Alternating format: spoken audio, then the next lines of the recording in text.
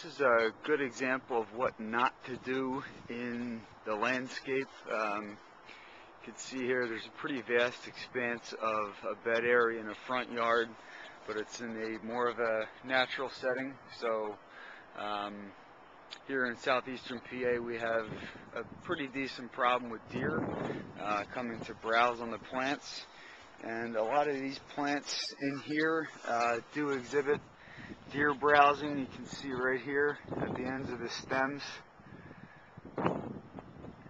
Focus in right, that's an example of a deer browse. Here's another example of a plant that has been browsed and essentially killed by deer. There's 1, 2, 3, almost 4, 5. This is a great example of deer browsing. You can see right here the kind of grayish brown. It almost looks like a really poorly cut branch, but you can see the kind of the rugged edge of the stems of the plants, and the deer just went to town here. Here's another one here, and basically the way that this landscape should have looked is if the right plants were planted here, deer-resistant plants. All this should have been real nice and full, and at this point in the season, with the types of plants that were planted here, should have given the client nice color, a little bit more of an intimate feel in terms of privacy and aesthetics. But the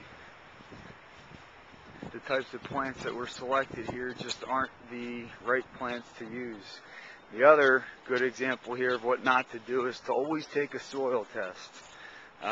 You can plant any plant you want in the right location, but if the soil is not right, if the pH is a little bit off, or if they're lacking nutrients, and you put the plant in, it exhibits some decline, or it just doesn't grow to the way it's supposed to grow.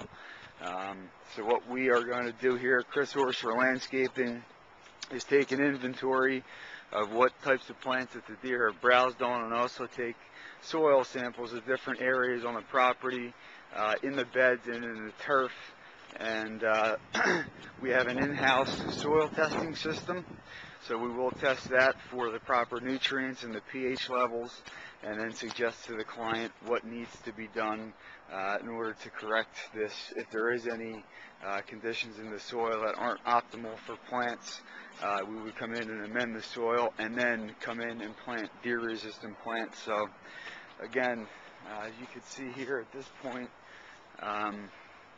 the bed is just really looking bare and sparse, and that's because of the deer coming in and eating the plants.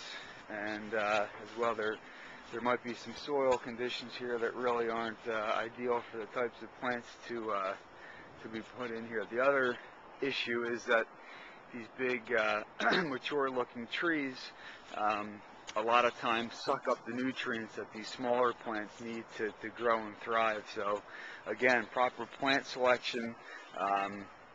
You know, these bigger trees have some implications on the pH and the soil. So again, we would come in here based on the soil results and amend the soil to where they need to be to get these plants growing. And what we're going to do is just come in, and I mean, all these plants have to get ripped out. You can see here another one, just a great example of a deer browsing on the plant, and this is what it looks like when a deer browses on a plant right here. So if you have any concerns and issues about deer browsing on your plants, or if you think your plants haven't been browsed, give Chris Orser Landscaping a call, and we'll gladly come out to assess your plants